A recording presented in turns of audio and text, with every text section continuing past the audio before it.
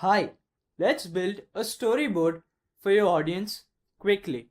In this section, we are mainly going to take a look at quickly loading and understanding data, creating a basic framework of charts that everyone would like to see, creating a simple dashboard design that we all can reuse, ultimately putting together the dashboard that we will be presenting to our audience, adding actions, and making a storyboard and ultimately presenting it to our stakeholders. This section is really important because in day-to-day working life of a data visualization expert, this often happens. We usually have a very short period amount of time and we need to create a presentation for our viewers. That is why it is very important to have some basic reusable chart types or a basic idea of how your dashboard should look so that you do not waste time on thinking and planning, but you can just begin executing once you have understood your data. Understand, load, and reuse. In this video, we are mainly going to take a look at understanding data quickly, loading data, and creating a basic framework of charts that everyone wants to see. We'll get into it later. Okay, what just happened? Your manager just came to you quickly with a dump of data on a retail shop. He needs you to present your findings to the CEO quickly. What do? What is the first step that you take? It's quite exciting, right? You need to create a presentation really quickly. You're tensed, you're scared. So first of all, just take a deep breath. Second, check the data format. If the data format is in MySQL, that's good. Tableau supports a connection to MySQL. You can quickly load the data into Tableau. In case it's an Excel file, that's even great. CSV file, that's also good. Say your data is stored in some other data format, what you quickly need to do is see whether Tableau supports reading from that data source. In case it does not, you probably will need to get back to your data engineering team and ask them to quickly provide you a data dump in a CSV or an Excel format. Great. Once you have your data, what are you going to do? The next thing for you to do is quickly understand it and see what looks important and what's not. It's always a good idea to ask your manager if there's something very specific that they want to say.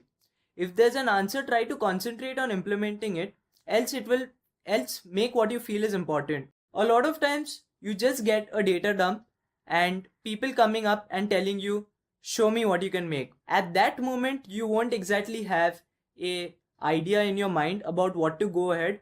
So just create something basic, something intuitive, and something simple. Something to which you feel your audience will immediately connect. Okay, great. Now we have our approach. So now what? Okay, let's say we got the retail dumps data in CSV format. Here is the CSV format. Great. What we need to do in this CSV format is first quickly understand how our data looks like. Okay, great. So what we can make out of here is that we have date. Great. We have an advisor name, we have sale amount, we have a shop name, we have state, city, TL name, product category, and product subcategory. Now from this we can quickly understand that this is a retail chain's data. Our manager has also specified this point. So whatever sales that particular retail chain has made, that data is documented in this CSV file. So we have data of 2016 as well as 2017 year. So it could be 2 years data. In case your data is a bit big, you could load it in R or Python. In case it's small, it's fine if you just load it in Excel quickly to see what you can make out of it. Great. So state-wise, we have data of only Maharashtra and Telangana. Let's look city-wise. Great. So we have just 4 cities. So this is a small data set taken as an example. It's obviously a dummy data set. In real life scenario, things are not this ideal. You might find null values. It's a really good idea to ask your data engineer what do those null values mean. In case the null values are really a small number, then it's a good idea to eliminate them. In case you have too many nulls, then show it in your visualization and just edit aliases as others. This could be really important. Great. Now let's check our product categories. Okay, so our retail chain is selling air conditioners, refrigerators, TVs, and washing machines. Fine. And let's check the product subcategory. Okay, so this is nothing but an extension of product category broken down into subcategory. Great. So this data is not really complex as such. It was really easy to understand. There's nothing much that we need to worry about here. So the size of our data is around 83,274 rows. That's quite good. So now once we have understood our data, we know that there are not many nulls. Of course, this is an ideal scenario. But even if there were nulls, let us assume that we would go ahead with it. The next step is to load Tableau. Great. So let's start Tableau. Alright, let's quickly connect to our data.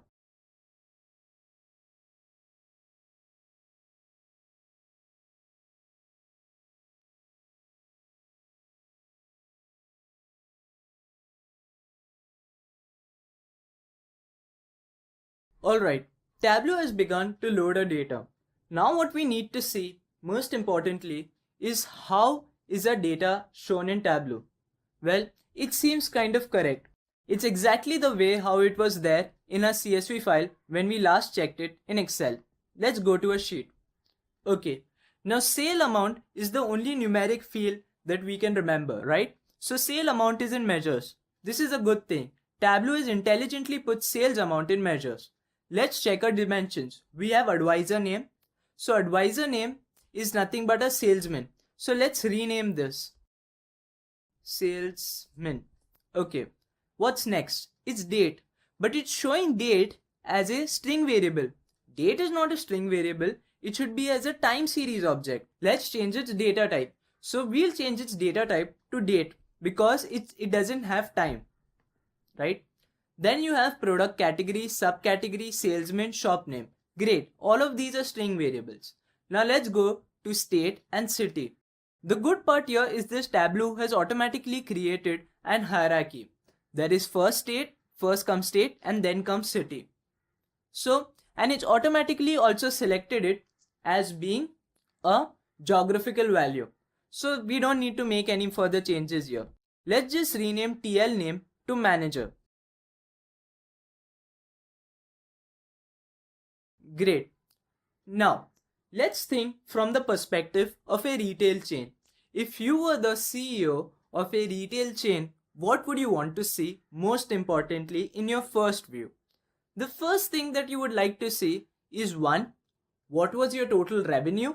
2nd, how many total number of units did you sell for a particular point of time? And how does your sales trend look like? It's but obvious. Anyone would always think in such a way. So let's get on it, right? So let's just take sales amount and put it in rows. Let's convert it into a textual field and quickly make it look a bit attractive.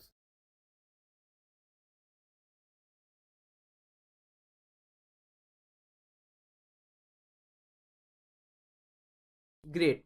Let's rename the sheet header as total sales amount.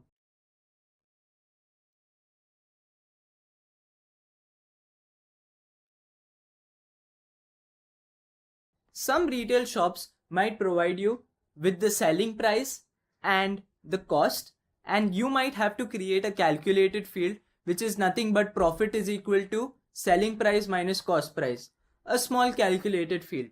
In our case, we do not have it as this is an ideal dummy data set. Great, we've got total sales amount.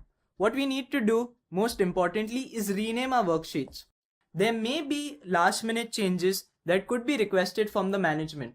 And in case you have named your sheets as sheet 1, sheet 2, sheet 3, dashboard 1, dashboard 2, dashboard 3, things might get very confusing when you're trying to make changes. In a real world scenario, you will be dealing with more than probably 15 to 25 worksheets. This makes things really difficult in case you haven't named your sheets correctly. You won't be able to navigate back to them, and it will cause even more problems when you're using actions. So just get into a good habit of naming your sheets no matter how short your time is. So just rename it as total sales.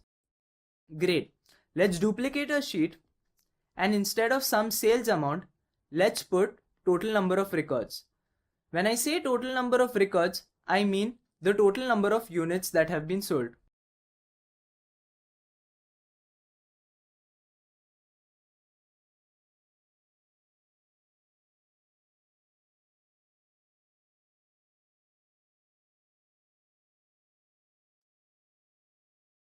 Great.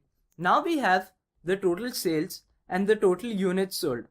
The next thing is, what do we have in our dimensions? We have date.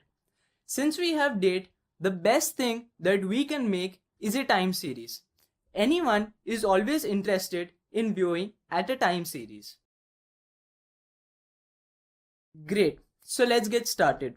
So I'm putting date in columns and I'm putting sales amount in rows. Great. So Tableau has now broken up my dates into 2 years, 2016 and 2017.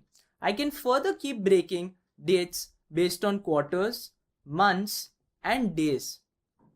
But would someone be interested in seeing a daily trend? Yes, probably the person would be. But since we have 2 years data, that means we have a lot of data. So let us try to aggregate it and show it in one view, because we are creating a presentation for a CEO. Right now, if you see, the dates are being separated by a small line. We don't want this line to be, we want to show a continuous trend. For this, Tableau has a lines continuous map. Let's click on that. So this is how, with the perspective of days, it would look. With days, it looks a bit noisy. So let's not keep it date wise, but we should keep it month wise. So here we go, year, quarter, and month. There we go, month. Now this looks a bit more logical. From this time series, anyone would immediately relate, stating that, hey, my sales throughout March 2016 to May 2017 saw 3 major peaks, with the biggest peak being at April 2016, followed by October 2016, and again March 2017. Wow, this means that there is a repetitive cyclical pattern which occurs between March to April. A rise in sales is happening at that particular period. This is really good. This is informative and someone can really quickly make sense out of it.